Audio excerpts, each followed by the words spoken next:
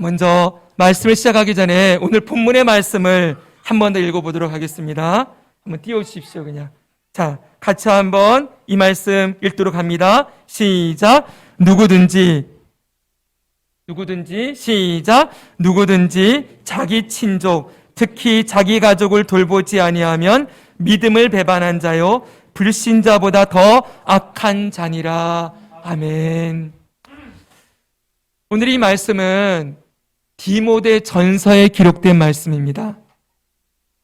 여러분이 잘 아시는 대로 디모데는 사도 바울의 믿음의 아들이었지요. 이 디모데가 이 사도 바울을 통하여서 믿음으로 양육을 받다가 나중에는 에베소라는 곳에 에베소 교회의 담임 목사님이 돼요. 그래서 사도 바울이 자기가 죽기 직전에 사도 바울이 일생에 총 2번 감옥에 갇히거든요. 첫 번째 감옥은 그냥 가택 연금 수준으로서 재판의 결과를 기다리는 한 2년 동안 집안에 구금되어 있는 정도의 그런 시간을 가졌지만 그가 죽기 직전에 갇혔던 감옥은 로마 감옥, 지하 감옥이에요. 사형 선고를 받은 자들이 잠시 들어가 있다가 그 지하 감옥에 들어가 있다가 이제 곧 사형을 당하게 되는 그런 감옥에 사도 바울이 갇히게 되어지는데 이 사도 바울이 그 갇히기 직전 그때 자신의 믿음의 아들인 디모데에게 이 편지를 써서 보내었습니다. 자, 여기 보면은 사도 바울이 이 자신이 길러낸 믿음의 아들이 에베소 교회의 목사님이 되었으니 얼마나 마음이 애틋하겠어요. 그렇죠? 그래서 그에게 편지를 보내면서 여러 가지 권면을 하는데 그 중에 목회자로서 성도들에게 가르쳐야 될 것에 대해서 여러 가지 권면을 주고 있습니다. 근데 특별히 우리가 읽은 이 본문이 속해 있는 5장에서는 교회 안에 있는 과부들을 잘 돌보고 섬기라는 권면을 하고 있음을 보게 돼요. 자, 당시 초대교회, 이 예수님이 부활하고 승천한 다음에 섬겨진 이 교회들, 최초의 교회들은 그 교회의 구성원들이 대부분이 노예들 아니면 과부나 고아들, 빈곤층들 이들이 주를 이루고 있었어요. 그리고 가난하고 병든 나이 든 성도들도 많이 있었기 때문에 교회가 이들을 섬기는 일, 이들을 돌보는 것은 교회의 아주 중요한 사역 중에 하나였습니다. 그래서 사도행전에 보면은 7 집사님을 세워서 구제와 돌봄의 사역을 감당하도록 특별히 사역을 분리하는 것을 볼 수가 있지요. 그렇게 이 연약한 자들, 병든 자들, 또 가난하고 연약한 자들을 돌아보는 이 사역이 교회의 중요한 사역이었기 때문에 이 바울은 디모데에게 특별히 그 중에서 과부들을 어떻게 대해야 되는지를 성도들에게 이렇게 가르쳐라 라고 하면서 이 권면의 말씀을 주고 있는 것이지요. 그래서 바울은 우리가 8절을 읽었는데 그 앞에 4절을 보면은 이렇게 말씀하는 것을 볼 수가 있어요. 만일, 앞에 말씀입니다. 시작. 만일 어떤 과부에게 자녀나 손자들이 있거든 그들로 먼저 자기 집에서 효를 행하여 부모에게 보답하기를 배우게 하라. 이것이 하나님 앞에 받으실 만한 것이니라. 아멘. 과부를 돌보라는 권면을 하면서 특별히 그 교회의 성도들을 향하여 이렇게 가르치라는 거예요. 만약 과부에게 자녀나 손자들이 있거든 그들로 먼저 자기 집에서 효를 행하여 부모에게 보답하기를 배우게 해라. 부모님 홀로 계신 그 어머니, 홀로 계신 할머니를 잘 섬기도록 가르쳐야 한다. 그러면서 이것이 하나님 앞에 받으실 만한 것이다. 이렇게 말씀하면서 이 성도들을 향하여 부모 공경함, 부모에게 효를 행하는 것을 가르치라고 말씀하고 있습니다. 그런데 4절에는 이 말씀을 하고 있는데 8절을 가니까 오늘 우리가 읽었던 본문이 나오는 거예요. 8절에 다시 보면 누구든지 자기 친족, 특히 자기 가족을 돌보지 아니하면 믿음을 배반한 자요 불신자보다 더 악한 자다. 앞에 4절에서는 성도들에게 자기 가족을 돌보는 것이 하나님이 기쁘게 받으시는 것이다 라고 말을 하고서는 그 뒤에 8절에는 갑자기 분위기가 급변해서 아주 강력한 말로 가족을 돌보지 않는 것은 믿음을 배반하는 것이다 이렇게 말씀하고 있다는 거예요. 우리가 먼저 여기서 주목해야 될 구절은 믿음을 배반한 자요라는 구절이에요.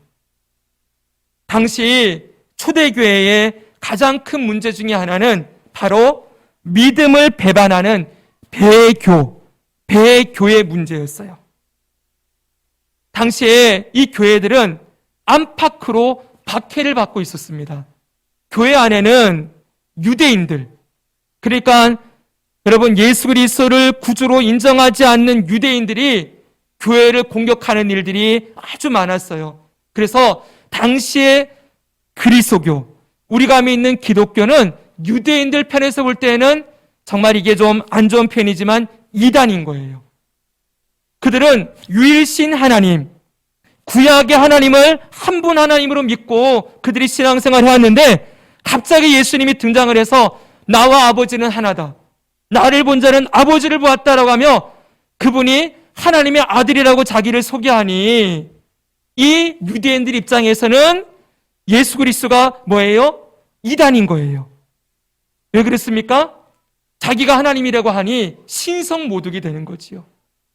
우리는 삼위일체 하나님을 믿는다고 했지요. 유대교와 기독교의 가장 중요한 차이는 바로 신관이에요. 이 유대교는 유일신 하나님, 하나님은 한 분이다, 맞는 말이지요. 근데 한 분 하나님이 성부 하나님만 하나님이다 이러고 있는 거예요. 지금도 그렇습니다. 그러나 우리가 믿는 기독교는 어때요? 성부 하나님, 성자 하나님, 성령 하나님, 삼위일체 하나님이 한 분 하나님이시다 이걸 믿지요. 여기서 결정적인 차이가 있는 거예요. 그러니 지금도 이스라엘 땅에 가서 유대인들에게 복음을 전하면 예수가 어떻게 하나님이냐 이거부터 들고 나오는 거예요. 예수는 인간일 뿐인데 왜 너희는 예수를 하나님으로 믿고 있느냐, 잘못된 거 아니냐, 이게 유대인들이 기독교를 거부하는 중요한 이유 중에 하나지요. 자, 그렇기 때문에 초대교회 예수님이 하나님이십니다, 예수님이 하나님의 아들이십니다, 예수님이 이 땅에 오신 구주 메시아입니다, 그것을 고백하며 믿었던 이 교회 안에 유대인들이 가만히 있을 리가 없겠죠. 그렇죠? 많은 공작과 어려움들을 주면서 교회를 깨트리려고 했어요. 이게 안에서, 교회 안에서 일어나는 여러분 핍박이었고, 교회 외부에서 오는 핍박은 로마의 핍박이었지요. 이 로마가 기독교를 박해하기 시작하면서 네로 황제 이후로 더욱더 극심해져서 교회가 엄청난 핍박과 고통을 로마로부터 받았습니다. 이렇게 안팎으로 핍박을 받다 보니 교회 안에 믿음을 배반하는 자들, 예수님 믿는 믿음을 버리고 세상으로 돌아가는 사람들이 많이 생겼어요. 그래서 당시 초대교회의 가장 중요한 문제 중에 하나는 믿음을 배반하는 일, 바로 배교의 문제였던 것입니다. 그런데 여러분, 오늘 바울은 이 디모데에게 권면을 하면서 이 배교의 문제, 믿음을 배반하는 문제를 교회 안의 성도들이 가족과 친족을 돌보지 않는 문제와 결부시키고 있습니다. 이것은 성도가 육신의 가족을 돌보는 일이 믿음과 무관한 일이 아니다. 성도의 삶에 있어서 자신의 육신의 가족을 돌보는 일이 그 믿음의 삶에, 하나님을 믿고 예수 그리스도를 따르는 그 신앙의 삶의 중요한 부분 중에 하나라고 가르치고 강조하는 것입니다.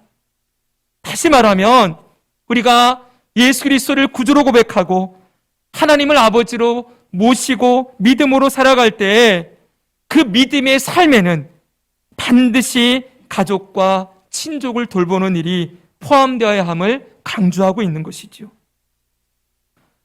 그러면 이 바울이 왜 이렇게 가족을 돌보는 것을 강조하고 있을까요? 그것은 이 가정이 아주 특별한 기관이기 때문에 그래요.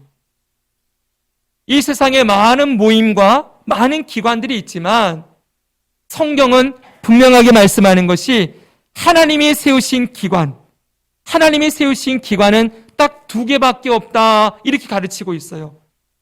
그 2개 중에 첫째는 가정이요, 둘째는 교회예요. 그 가정과 교회, 이 2개는 하나님이 직접 세우신 기관이라는 것입니다.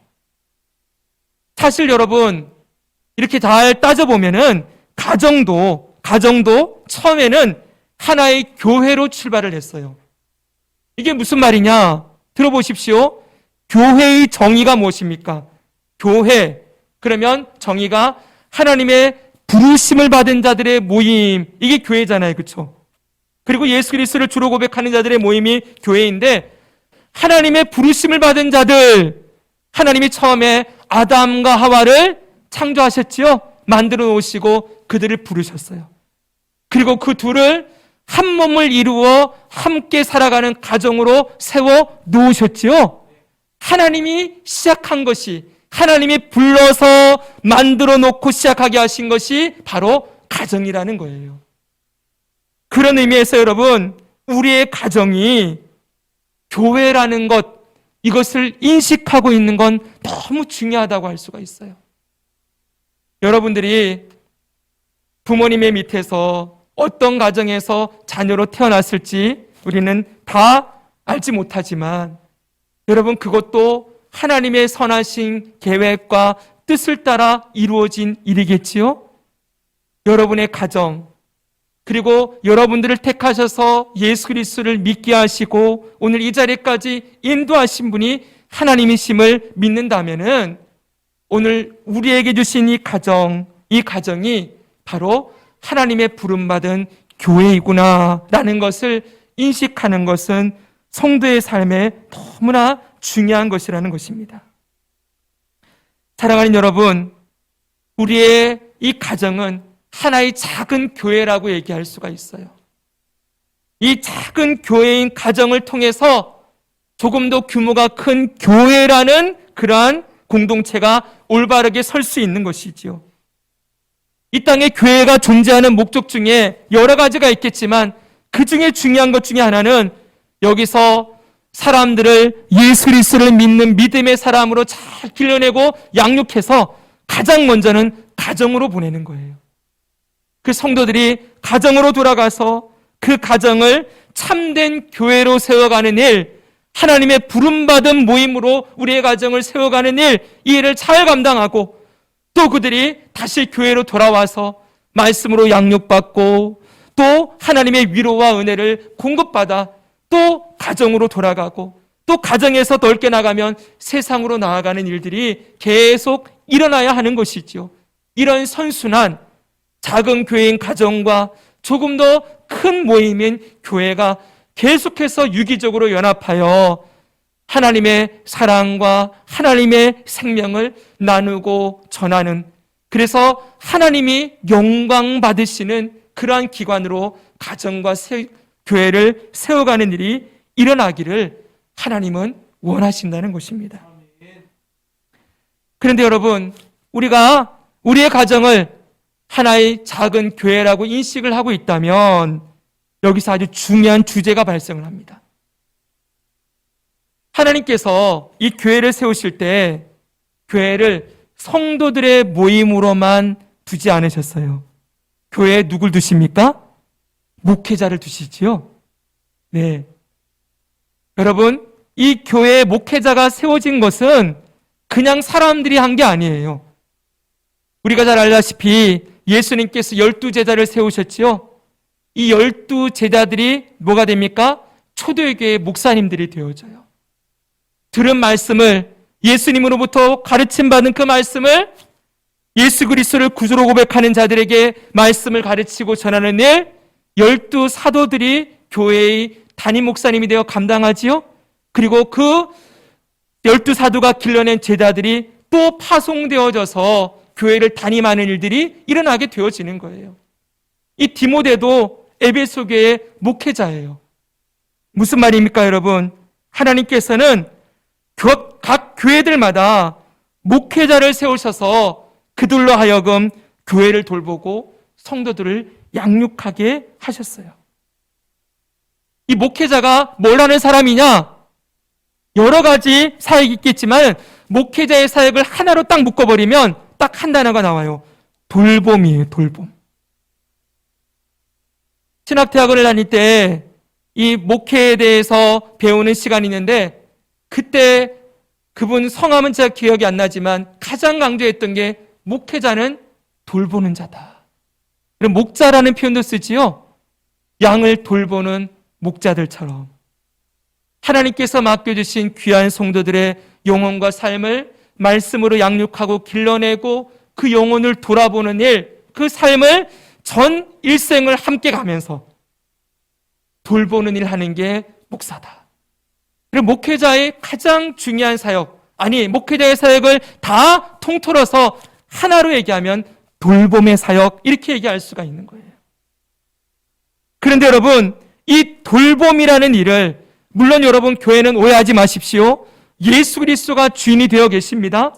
예수님이 세우신 교회죠, 그렇죠? 예수님이 교회를 이끌어 가시고 교회를 세워 가시는 일 하시지만 그 예수님의 손과 발이 되어 그 일을 함께하는 동역자로 목회자들을 세우시고 교회를 예수님께서 목회자를 통하여 세워가는 그런 방식으로 일하신다는 거예요. 그런데 여러분, 우리 가정을 교회라고 할 때 우리 가정에도 누가 필요하겠습니까? 목회자가 필요하겠지요? 그렇죠, 여러분? 다시 말하면 우리 가정을 돌보는 자가 필요하다는 거예요. 다시 8절을 보십시오. 보여주세요. 여기 보면은 그 밑에 말씀이에요. 자, 넘겨주십시오. 보여주면은 여기 뭐라고 해요? 누구든지 자기 친족, 특히 가족을 돌보지 아니하면, 그랬지요? 이제 우리가 주목해야 될 구절이 돌보지 아니하면, 이 구절이에요. 여기 돌본다, 이 말은 그냥 육신을 돌보는 일을 얘기하는 게 아니에요. 그냥 부모님들에게 용돈 조금 보내드리고 부모님들의 어떤 생활을 그냥 책임져주는 육신을 돌보는 일만을 얘기하는 게 아니라 이 돌봄에는 반드시 영혼을 돌보는 것이 포함되어 있다는 것을 기억해야 합니다. 다시 말하면 목회자가 교회를 돌보며 목회하듯이 자기 가족들도 돌보는 자, 이 돌보는 사역을 감당하는 사람이 있어야 된다라고 말씀하고 있는 것이지요. 그러므로 여러분, 우리의 가정, 우리의 가족, 우리의 친족을 돌보는 자, 즉 가정 교회를 세우는 목회자가 필요하다. 그 목회의 사역을 감당해야 한다라고 성도들에게 가르치고 있는 것입니다. 생각해 보십시오. 목회자가 없는 교회가 어떻게 될까요? 만약 성도들만 함께 모여서 그냥 예배하고 그렇게 모임을 가지고 있다면 교회가 바르게 세워질 수 있겠습니까? 예전에 기독교 역사 가운데 회중교회라고 해서 우리 교회는 목회자가 필요 없어, 그러면서 성도들이 예배 드릴 때 아무나 한 사람씩 일어나 가지고는 하나님이 저에게 이런 메시지를 주셨습니다, 그리고 전하고, 또 다른 분이 일어나서 또 전하기도 하고, 그렇게 그래서 은혜 나누고 같이 그냥 모였다가 헤어지는 일들이 일어나기도 했어요. 그런데 여러분, 그렇게 세워지는 교회들이 바르고 건강하게 세워질 수 있을까요? 물론 꼭 목회자가 절대적이다라고 말하는 건 절대 아니에요. 그러나 목회자는 어찌되었던 여러분, 목회 전문가라고 할 수가 있겠지요. 신학을 7년 이상 공부하고 그리고 일정 기간의 훈련 기간을 거쳐서 목사로서의 사역을 감당할 수 있도록 훈련받은 자들, 그들을 교회에 세워서 담임 목사로 세워서 그들을 통하여, 담임 목사를 통하여 교회가 질서 있게 세워지고 하나님 앞에서 바르게 자라가는 일들이 일어나는 것은 하나님이 정해주신 질서라고 말할 수가 있어요. 이렇게 목회자가 없는 교회가 바로 설 수 없는 것과 같이 목회자가 없는 가정도 바로 세워질 수가 없을 것입니다. 하나님은 우리의 가정이 작은 교회로서 아름답게 세워지기를 원하시는데 그 가정을 세워갈 목회자가 없다면 얼마나 안타까운 일이 되겠습니까? 그러면 여러분, 하나님은 누구를 가정을 돌보는 가정의 목회자로 누구를 세우실까요? 성경을 보면은 1차적으로는 그 가정을 목회하는 목회자로 가장을 세우세요. 가장. 부모 중에서도 아버지, 이 가장을 통하여서 하나님께서 말씀이 가르쳐지기를 원하시고 가장을 통하여서 가정에 하나님의 복이 임하는 일이 일어나기를 원하신다는 것을 성경을 통해 확인할 수 있어요. 그런데 여러분, 오늘날 우리들의 가정을 보면은 하나님께서 꼭 가장을 통해서만 목회자의 사역을 감당하게 하는 건 아니라는 것을 우리가 충분히 볼 수 있지요. 어떤 집안은 남편이 믿지 않고 아내가 먼저 예수 그리스도를 믿고 믿음으로 살아가요. 어떤 가정은 부모는 믿지 않는데 자녀가 먼저 예수님을 믿고 믿음으로 살아가는 일도 우리는 종종 볼 수 있습니다. 여러분, 이럴 경우에 가장에 믿음이 없는 경우 하나님께서는 가장이 아니라 때로는 아내를 통하여, 때로는 자녀를 통하여서도, 때로는 손주들을 통하여서도 그 가정을 하나님 앞으로 돌아오게 하시는 구원의 역사를 일으키는 일이 있다는 것이지요. 이런 의미에서 볼 때 그 가정을 목회하는 목회자가 누구인가라고 할 때 바로 예수님의 은혜를 가장 많이 받은 사람, 하나님의 사랑을 가장 먼저 알고 가장 많이 경험한 사람, 그가 바로 그 가정을 돌보며 세워가야 될 목회자로 부름받은 자라는 것입니다. 주님의 은혜와 사랑을 받은 자에게는 반드시 사명이 있는데 그 사명은 은혜와 사랑을, 받은 은혜와 사랑을 흘려보내는 일, 나만 누리는 게 아니라 흘려보내고 나누어야 될 책임이 있지요. 그 나누어야 될 가장 1차적인 대상, 제일 먼저 나누어야 될 것이 바로 우리의 가족, 우리의 친족들이다. 이렇게 말씀하고 계시는 거예요. 오늘 본문은 바로 이 사실을 강조하고 있습니다. 우리의 가족과 친족을 돌보는 책임이 바로 먼저 예수님을 믿고 은혜를 받은 우리들에게 있다는 것입니다. 사랑하는 성도 여러분, 생각해 보십시오. 이 사명을 누가 감당하겠습니까? 전혀 예수님의 은혜와 사랑을 알지 못하는 가족이 가정의 목회자가 될 수 있겠습니까?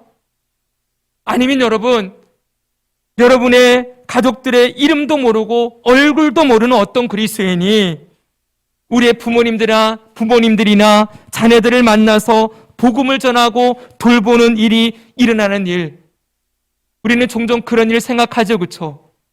우리가 떨어져 있으니, 우리가 환경이 안 되니 누군가가 믿음 좋은 사람이 그분을 만나 주어서 우리 부모님들이나 자녀들을 잘 이끌어주면 좋겠다.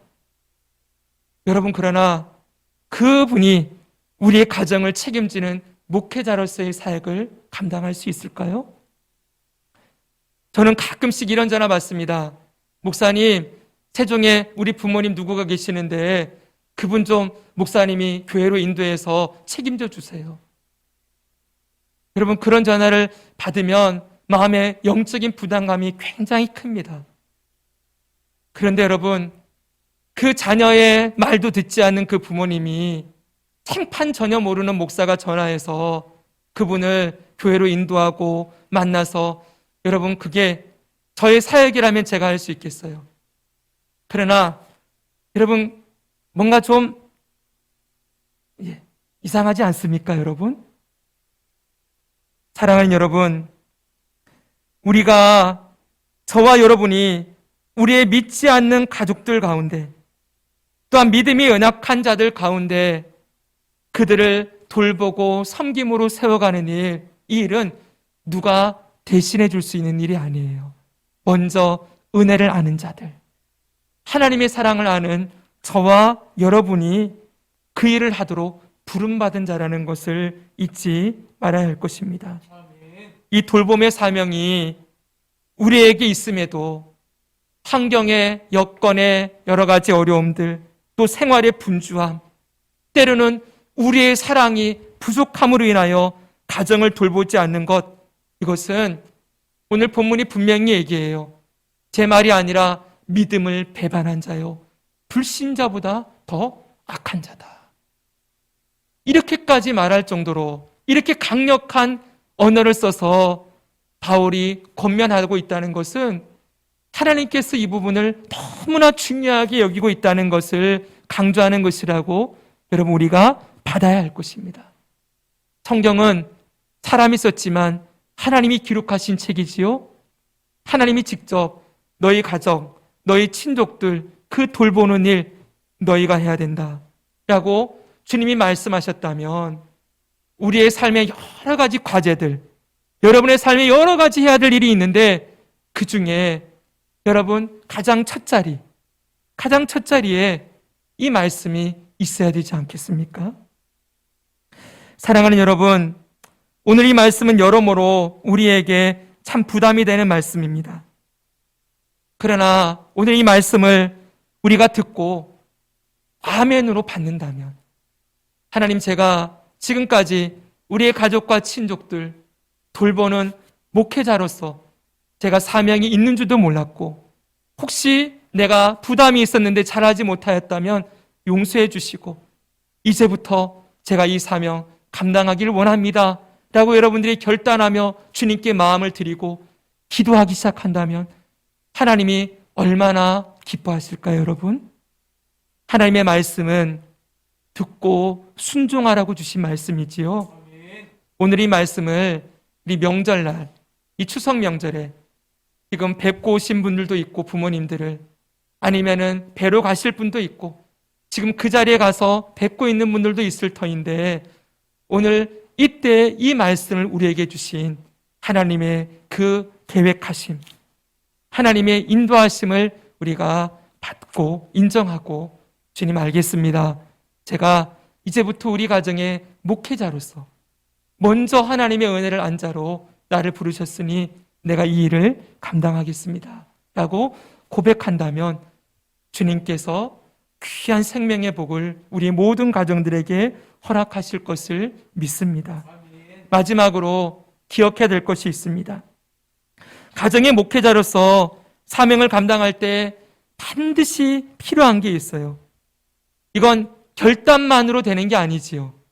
마음을 먹는다고 끝나는 게 아니라 거기에는 반드시 희생이 필요합니다.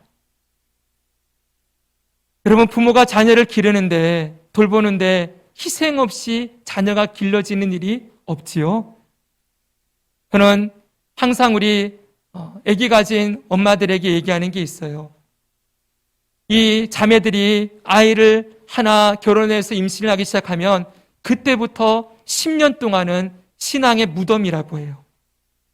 아무리 본인이 잘하고 싶어도 마음껏 예배할 수 없고 마음껏 신앙으로 설 수 없는 시간, 그런 암흑과 같은 시간을 10년 동안, 거의 10년을 통과해야 되지요. 거기다 아이들을 연이어서 낳으면은 15년, 20년도 지나가는 게 다반사인데, 그러나 여러분, 그때마다 격려하고 위로하는 것은 지금 자매님에게는 그 자녀를 돌보고 길러내는 일이 하나님이 주신 최고의 사명입니다. 지금 신앙생활 내가 좀 못하는 것 같고 열심을 못 내는 것 같고 막 우울해지고 힘들어질 때 그러지 마시고 지금 그 자녀를 향하여 여러분의 마음과 시간을 다 쏟고 돌보는 일이 하나님의 사명을 감당하는 일이라 생각하시고 위로받고 힘을 내시기 바랍니다. 항상 그렇게 말씀을 드리거든요. 사랑하는 여러분, 여러분의 가정을 돌보는 일에, 가족을 돌보는 일에 어찌 희생과 섬김이 없을 수가 있겠습니까? 그런 의미에서 볼 때 여러분, 우리가 그리스도인이 되었다는 것은 예수 믿기 이전보다 더 고단하고 피곤한 삶을 살아야 된다는 걸 각오해야 된다는 거예요. 예전에는 나만 돌보면 됐어요. 그냥 내가 중요하고 내 즐거운 거 하고, 그리고 정말 죄송한 얘기지만은 그냥 명절이나 이럴 때 용돈 좀 보내드리고 가서 인사하고, 여러분 그런 의무와 책임, 그걸 뛰어넘어서 잘하시는 분들도 여럿 있겠지만은 한마디로 도덕적이고 윤리적인 책임만 감당하면 됐다는 거예요. 그런데 여러분, 우리가 예수 믿고 난 다음부터 영혼을 돌보는 일을 감당하려고 하면은 더 이상 도덕과 윤리로만은 안 되죠. 그렇죠? 그 이상의 헌신이 필요하지요. 당장 뭐부터 해야 됩니까? 기도부터 해야 되겠죠. 그렇죠? 그 영혼을 붙들고 주님 앞에 엎드려 기도하는 것부터 시작을 하고, 여러분 기회가 되는 대로 말씀을 전하려고 하고, 어떻게든 믿지 않고 마음이 딱딱한 그 가족과 친족들, 그들의 영혼을 녹이고 그리스도의 사랑으로 세우려면은 어떻게 해야 됩니까? 남들보다 더 헌신해야 되죠. 그렇죠? 남들보다 더 사랑해야 되지 않겠습니까? 우리 집안에 믿지 않는 며느리가 들어왔어요. 여러분 어떻게 해야 되겠습니까? 더 그리스도의 사랑으로 섬기는 일들이 일어나야 되겠지요. 오늘날 많은 기독교인 가정들이 가족들 때문에 상처받아서, 가족들 때문에 예수 믿기 싫다, 이런 이야기를 듣는 시대예요. 왜 그랬습니까? 여러분 정말 내가 우리 가정의 목회자라면 그렇게 대할 수가 없겠지요. 그렇죠 여러분. 그런 인식이 아니라 내가 여전히 그 가정에서도 어른이고 내가 대접받아야 될 사람이고 나는 요 정도만 하면 되고 이러고 있으니 여러분 얼마나 많은 사람들이 기독교인 가족들을 통해서 상처받고 아픔을 경험합니까? 사랑하는 여러분, 우리가 그리스도인이 되어서 목회자로서 돌보려고 할 때 거기에는 우리의 시간도 들여야 되고 남들보다 더 써야 되는 거예요. 여러분 우리의 마음도 더 거기 들어가야 되고 우리의 재정도 들어가야 되는 거예요. 여러분 그렇게 우리가 마음과 힘을 다하여 주님 사랑하듯이 그 영혼들을 섬기고 사랑하는 일, 그 일을 감당하려고 할 때 더 피곤하고 더 고단하지요. 때로는 그럴 때 있어요. 내가 이렇게까지 해야 되나? 저기는 마음이 굳어져서 막 버릇없이 막 예의 없이 막 자기 멋대로 하고 있는데 그런 가족을 섬기려고 하면은 여러분 마음이 터지죠. 그렇죠? 네, 하나도 고마울 줄 모르고 아무리 좋은 일 해도 좋은 소리 하나도 못 듣고 올 때면 여러분 마음이 찢어지겠지요. 여러분이 그리스도의 사랑으로 한다고 열심히 했는데도 여러분 아무도 알아주지 않고 여전히 마음은 굳어져 있고 변화되지 않는 모습 보면은 우리가 왜 이러고 있나라는 마음이 들 때도 있을 거예요. 그러나 여러분 그때마다 우리를 사랑하신 하나님의 사랑을 우리가 기억해야 됩니다. 자기 아들을 아끼지 아니하시고 내어주신 하나님의 그 사랑. 예수 그리스도는 어떠했습니까? 자신의 살과 피를 다 찢어 내어주시기까지 우리를 위하여 주신 그 사랑. 예수님 말씀 가운데 이런 말씀이 있어요. 예수님이 십자가를 지기 바로 직전까지 이렇게 말씀합니다. 예수께서 자기 사람들을 사랑하시되 끝까지 사랑하시니라. 저는 그 구절이 제 가슴 속에 너무나 박혀 있어요. 아, 예수님의 사랑은 끝까지 사랑하는 사랑이었구나. 그 배반할 제자들, 부인할 제자들, 그 제자들을 두고서도 뻔히 나 3번 부인하고 도망갈 거 아는데, 뻔히 나 팔아먹을 거 알고 있는데 그래도 자기 사람들을 사랑하시되 끝까지 사랑하셨다. 사랑하는 여러분, 오늘 이 말씀을 그냥 부담감으로 가지지 마시고 우리에게 비록 사랑이 필요하다면 기도합시다. 하나님, 제가 아직 사랑이 좀 부족한 것 같습니다. 이 영혼들 끝까지 사랑할 수 있는 주님의 사랑을 부어주십시오. 하나님, 제 마음이 힘듭니다. 위로해 주시고 주님이 내 마음 아시니 저 영혼을 끝까지 섬길 수 있는 마음을 주십시오. 여러분, 그렇게 주님의 사랑과 은혜를 구하며 우리가 그 돌봄의 사역, 희생과 섬김으로 감당하려고 할 때 거기에 여러분 오래 씨를 뿌리면, 눈물로 씨앗을 뿌리면 반드시 기쁨으로 단을 거두게 되는 그런 일들이 있게 될 것이라고 믿습니다. 말씀을 정리합니다. 여러분, 우리 부모님을 생각하며 우리 가족과 친족들을 생각하면 가슴이 아프지요. 아직 주님을 알지 못하고 있는 그런 불신자 가족들을 바라보면서 아파하고 또 하는 것은, 그 아파하고 또 마음이 안타까워하는 건 너무 중요하지만 결코 그것으로만 끝나서는 안 될 것입니다. 그 가족들을 돌보는 일, 그 영혼을 책임지는 일은 누군가가 대신해 줄 것도 아니요, 바로 우리가, 바로 여러분과 제가 가족과 친족을 돌보는 목회자의 사역을 감당해야 할 것입니다.